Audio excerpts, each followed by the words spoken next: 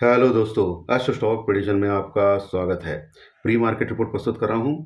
सुबह के लगभग 4 बजे है। जी हाँ, आपने सही सुना, 4 बजे है। क्योंकि मैं आज फिर से अपनी माँ के पास गाँव जा रहा हूँ और गाँव से ही आपको सब वीडियोज़ अभी मिलेंगे। 1 हफ्ते में वहीं रुकूँगा और गाँव से ही आपको सभी वीडियोज़ मिलेंगे।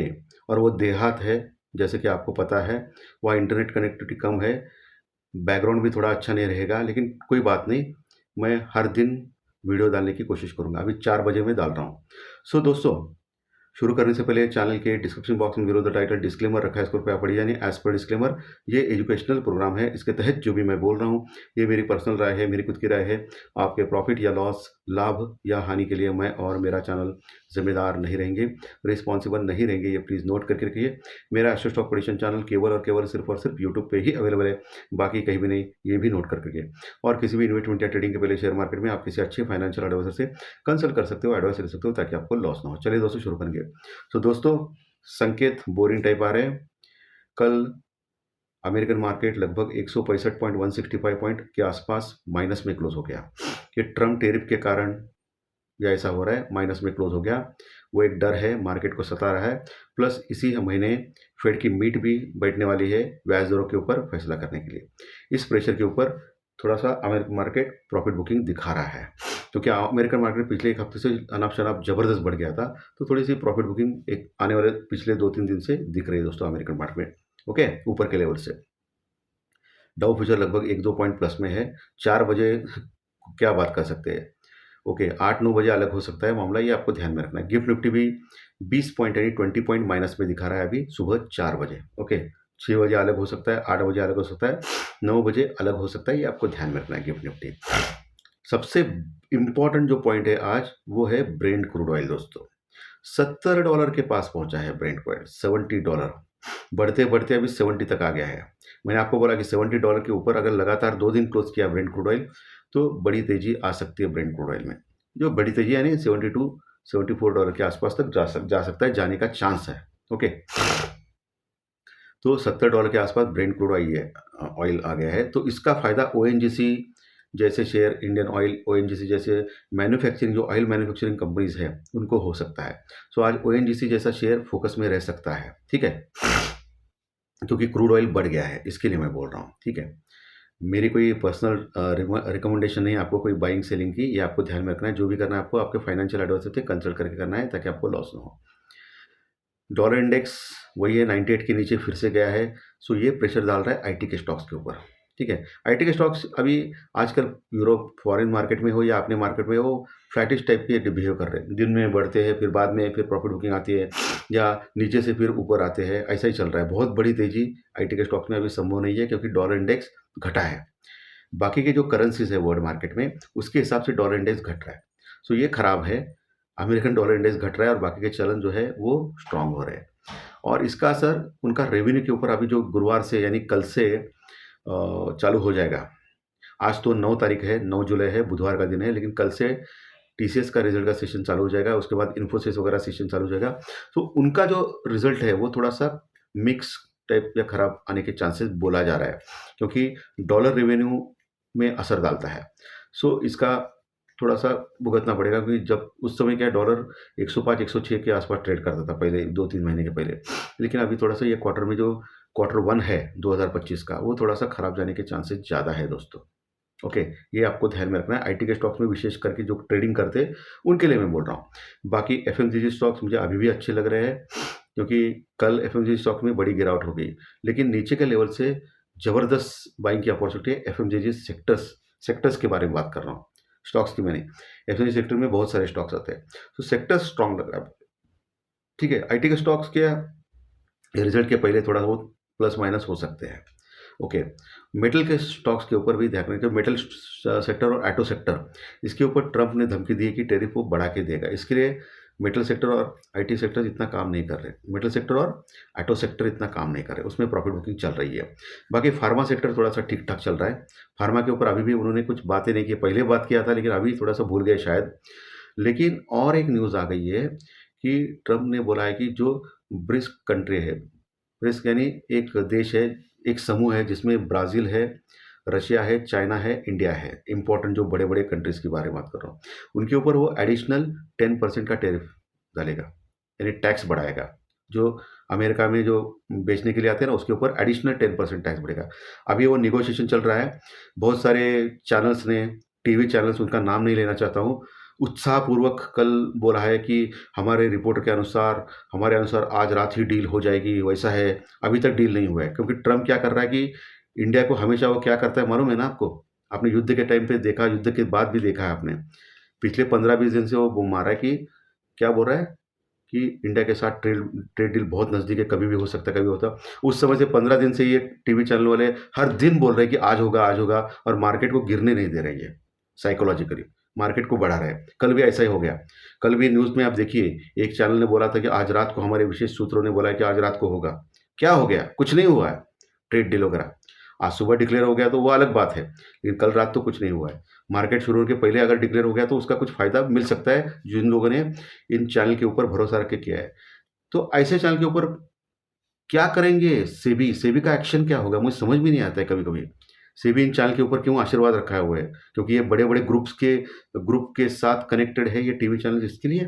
ये समझ में नहीं आता है। इसलिए इन टीवी चैनल के ऊपर देखिए आप, जो ट्रेडिंग के जो स्टॉक्स के रिकमेंडेशन देते हैं, जो सेबी रजिस्टर्ड है, सेबी के लाइसेंस वाले हैं, उनका आप देखिए, उनका कुछ मैपिंग कीजिए, क्या चल रहा है, क्या नहीं है। बाद में पता चलेगा आपको। सो बोलने का मतलब है, टीवी चैनल हो या कोई यूट्यूबर हो, सो आपको अपना खुद का फैसला अपना खुद करना चाहिए। सुनो सबकी, लेकिन करो मन की यार। ओके, जो भी करना है आपको परिश्रम करके आगे बढ़ना है। ये दिशा-दर्शक शास्त्र है, टेक्निकल डाटा हो या ज्योतिष शास्त्र पढ़िए, इसका यूज़ करके आपको आगे बढ़ना है, ये सबसे इम्पोर्टेंट है। किसी के बहकावे में आके आपको ट्रेडिंग का प्लान कभी भी नहीं करना है, क्योंकि ये बहुत ही डेंजरस है। क्योंकि आपको मालूम है कि सेबी ने परसों ही दिया था कि 91% लोग ऑप्शन फ्यूचर में लॉस करते हैं। ओके, तो ये बहुत बड़ा फिगर है दोस्तों, यानी कि 100 में से सिर्फ 9 लोग सक्सेस होते हैं। तो ये ऑप्शन में जो वीकली एक्सपायरी है ना, सबसे डेंजरस घातक होती है, जिससे ऑप्शन प्रीमियम घट के लॉस होता है। तो ज़्यादा से ज़्यादा कोशिश करें कि मंथली एक्सपायरी में जाए। स्टॉक ऑप्शन भी मंथली एक्सपायरी का होता है, वो ज़्यादा से ज़्यादा कोशिश करें। या आप ऐसा कोशिश करें कि एक 10 टुकड़ों में लें ऑप्शन का। ओके, जो भी आप ले रहे हैं, बाइंग का बात कर रहा हूँ मैं। राइटर्स का तो मार्केट अभी कंटिन्यूस चल रहा है। सुबह का 1 घंटा, शाम का 2 घंटा छोड़ दिया तो राइटर्स का मार्केट पूरे दिन चल रहा है। राइटिंग करके करके ऑप्शन प्रीमियम घटा रहे हैं। कल भी एक ही दिन में 2-3% बढ़ा था, गिरा था इंडिया भी, डर का इंडेक्स अभी 12 के पास पहुंचा है दोस्तों। और पुट कॉल रेशो भी अभी 1 के आसपास है निफ्टी का। बैंक निफ्टी का भी लगभग वही है। तो एक स्ट्रांगनेस यानी बुलिशनेस दिखा रहा है मार्केट दोस्तों। ये आपको ध्यान में रखना है। ये इंडिकेटर्स होते हैं, इसको पढ़ना आना चाहिए आपको। वैसे एक न्यूज़ के सामने कोई टेक्निकल डाटा की कोई औकात नहीं। कोई न्यूज़ आ गई अभी ट्रम्प की सुबह-सुबह कि इंडिया के ऊपर इतना टैरिफ है, उसके ऊपर एडिशनल 10% टैरिफ है, ज़्यादा टैरिफ दिया है तो फिर उसका रिएक्शन खराब भी हो सकता है। तो ये आपको ध्यान में रखिए, ये ट्रम्प का कोई भरोसा नहीं है। बहुत सारे लोग डेली टीवी चैनल बूम मारे कि आज होगा, आज होगा।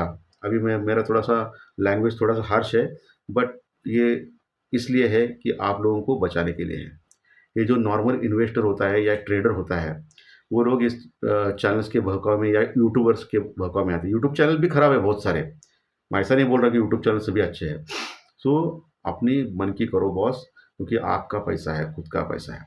अभी लेवल्स के बारे में बात करेंगे, बाकी न्यूज़ तो बाकी कुछ नहीं, युद्ध की न्यूज़ वगैरह बाकी कुछ नहीं है। ओके, अभी लेवल्स के बारे में बात करेंगे। निफ्टी कल के सत्र में 25,520 के आसपास क्लोज हो गया था, 25,520 के पास। नीचे 25,400 450 स्ट्रॉन्ग सपोर्ट है, 25,400 450। उसके नीचे 25,300 350, 25,300 350 स्ट्रॉन्ग सपोर्ट है। 20 डेमा का वही प्रदेश है, 25,200 250 300 का।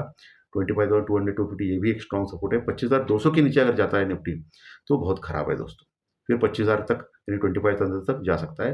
वैसे ये जो लेवल्स मैंने बोले वहाँ अच्छा स्ट्रॉन्ग सपोर्ट है, पुट राइटिंग है, तो वहाँ से बाउंस बैक करने की एक ज़्यादा चांसेस ज़्यादा दिखता है मार्केट में। लेकिन उसके एक लेवल के नीचे गया तो दूसरा लेवल आ सकता है, ये आपको ध्यान में रखना है।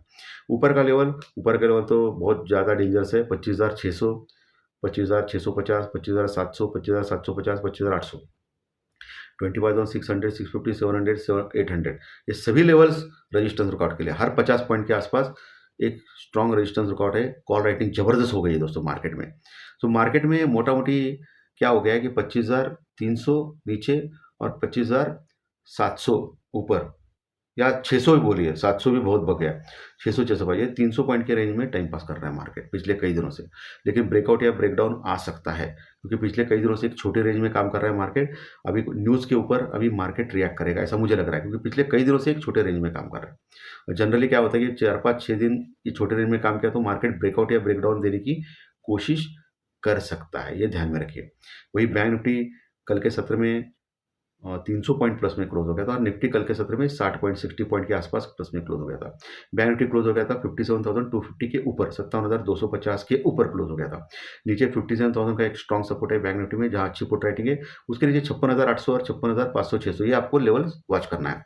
सबसे बढ़िया सपोर्ट मुझे क्या लगता है मालूम है क्या? 56,500 600 वहां आ गया तो एक बार के लिए चांस है वहां से बाउंस बैक आने। उसके नीचे अगर जाता है तो बहुत बड़ी गिरावट बैंक निफ्टी में संभव, जो 54,200-300 पहले बाद में 56,000 का लेवल आ सकता है।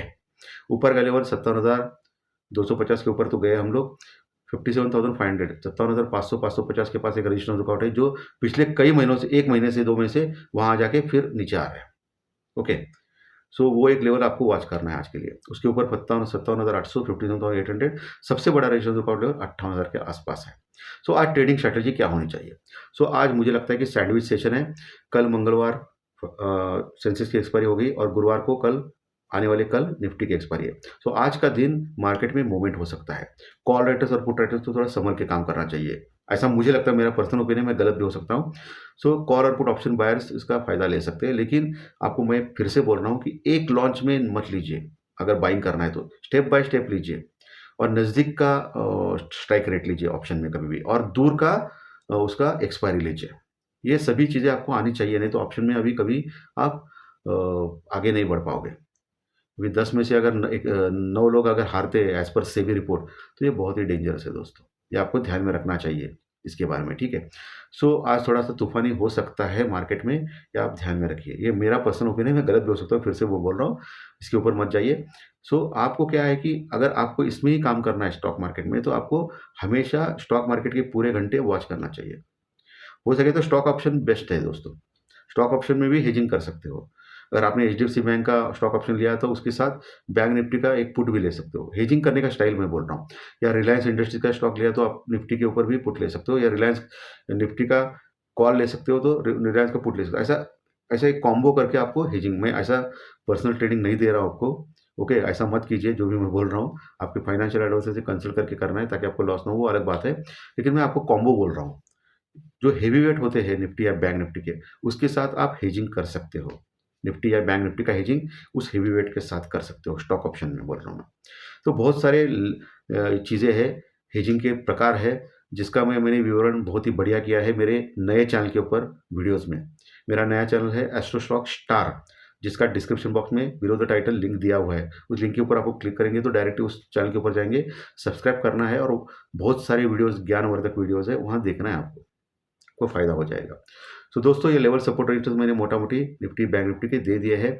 सेक्टर वाइज़ भी बोल दिया है मैंने आपको, क्या करना है, क्या कर सकते हो, या क्या करना चाहिए, या क्या करने के होने के चांसेस है, इन सब के बारे में मैंने आपको बोल दिया है। तो आज का कार्यक्रम अच्छा लगा तो लाइक दबाइए, कमेंट बॉक्स में कमेंट लिखिए, और जो दर्शक पहली बार चैनल देख रहे हैं वो सब्सक्राइब बटन जरूर दबाएँ, ताकि आपको आने वाले सभी वीडियोज़ इसी चैनल के ऊपर सिर्फ और सिर्फ यूट्यूब के ऊपर जरूर देखने को मिले। धन्यवाद। फिर मिलेंगे ज्योतिष शास्त्र परेशान में। Thank you very much.